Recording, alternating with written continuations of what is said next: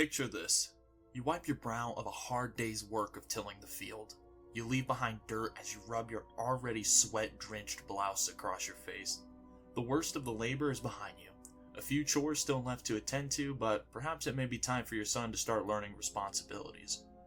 After all, he did just have his 6th birthday last week. Honest work is good for the soul, you think. You look to your modest cottage that sits elevated over your farm. A chaotic world, but a good life. As you ponder at your home, you notice a dark blob starting to fill the light blue sky. You say to yourself. Storms were not expected, but no matter. Plenty to accomplish, even with a little rain. The blob grows larger. What in the heavens are you witnessing? This is no storm. Indeed, it is something much more insidious. You watch as it continues to swell. It swiftly approaches the place you call home. You can only stand and listen as what started as a hushed whine crescendos to an eardrum-shattering buzz. Millions upon millions of wings drone as you realize you are staring at death itself. The cloud of flies engulfs your cottage and quickly descends down towards your fields like a tidal wave. They finally set upon you. They prick and prod with their scabby legs. You instinctively swat and slap in vain, feebly attempting to rid yourself of their presence. You feel their proboscises vomit onto your skin, and it burns something wicked. You open your mouth to scream, little noise escapes before they begin to flood into your mouth and nose. You fall to the dirt. You look to your fields and can barely make out the wheat being eaten away. Taking the fetal position, you are reduced to a dry husk. The life you have created for yourself, taken and consumed by the Lord of Flies. Dreaded laughter echoes throughout hell. Beelzebub is pleased. Hey guys, the world fucking sucks. In Trench Crusade, that is. And to be honest, it's not hard to see why. With constant war with heretics going on 25 hours, 8 days a week, life might just be a little rough for the average Joe. However, there's one guy out there who thinks your world blows hella hard and wants to completely wipe everything from it, so much so that he sends his demonic forces for the pure purpose of getting rid of you. That guy in question is good old Beelzebub. In today's video, I'm going to break down what he stands for and what exactly are his intentions.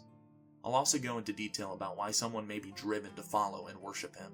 So break out your face mask and sanitizer as we indulge in his putrid world.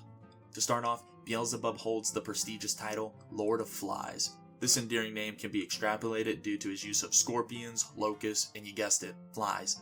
Damn, you're smart. He uses these pests to unleash onto the world his magnum opus, Black Grail. What's Black Grail, you ask? Imagine every disease known to man were to be mixed into a blender. Then you gave that shit to the master in Fallout and had him inject our delectable concoction with a little bit of that FEV. Let it sit in the sun for a few centuries, and then boom! Black Grail. This stuff is so rank it's incurable. Contracting it is a death sentence. Scientists from the faithful countries only have one known treatment for those who contract it, that being God's holy fire. What's even worse is that if you give it enough time, your body will be resurrected as an undead monstrosity, now serving your new fly lord. But why does he do this? Is there some moral purpose at work? Any greater meaning that our puny monkey brains cannot comprehend? Not at all. This fly boy lives by the motto of KISS. Keep it simple, stupid. He hates everything that is breathing, and I'm not joking. His only purpose is to consume and destroy the living. Beelzebub represents gluttony. In a sense, he wants to devour the world. There's no better eater of the living than disease. Beelzebub has no allies, no easy truce with anyone. His hatred is all-encompassing. His ultimate goal is to be the last being left. Most other heretics find it hard to understand why anyone would worship the Fly Lord. Beelzebub doesn't even like his own followers' diseases or pests. They're purely a means to an end, a tool for utilization to reach the end game. It's easy to compare Beelzebub to Warhammer's Nurgle. The similarities are there, both using plagues and turning their mortal followers into malformed abominations to enact their plans. But that's where the similarities end. The Grandfather is affectionately referred to by his followers and demons due to his supposed loving nature of them all. Nurgle not only represents death, but also life and nature, the endless cycle of the natural world. Beelzebub is far from natural. He is the end. You are nothing to him. Your life, completely worthless, other than to be his sustenance. So this begs the question, Why would anyone want to follow this asshole? To be a follower of him, you have to be a deranged person to begin with. You have to be someone who has a complete, utter disregard for life. Correction, you need to have a hatred of life. Someone so nihilistic that they have contempt for even their own life to serve the archfiend of gluttony. There are no ifs, ands, or buts about it. To serve Beelzebub is to accept your inevitable consumption. So obviously, you have to be a psychopath or not capable of free will. Which brings me to my point about his Grail Thralls. Grail Thralls are undead minions, but they are not serving willingly. Their bodies are reanimated with the demonic will of Beelzebub through the Black Grail. To be infected with the Black Grail is not only a signed death warrant, but also a form of slavery. You lose all sense of self and intelligence, the equivalent of a zombie. To voluntarily allow yourself to be inoculated with Black Grail is to show your devotion to his demonic majesty, thus allowing you the opportunity to not be a Grail Thrall, but perhaps join his higher ranks of the cult. However, archfiends are fickle, there are no guarantees. The followers of Beelzebub harbor such profound hatred for life that they will even battle other warbands devoted to him, believing that their particular strain of Black Grail to be superior in serving the Lord of Flies. Beelzebub revels in the destruction. In fact, when his released demonic swarms of insects exhaust themselves, they turn on each other, consuming until there is nothing left.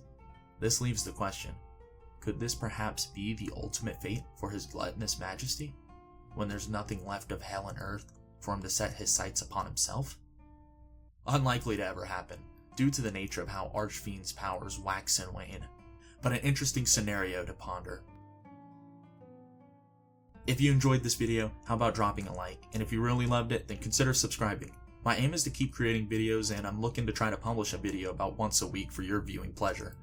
If you want to see some short form content on Trench Crusade, be sure to check me out on TikTok. And if you like looking at awfully painted miniatures, visit me on Instagram.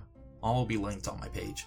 I appreciate you taking the time to listen to me, and I look forward to talking to you again real soon.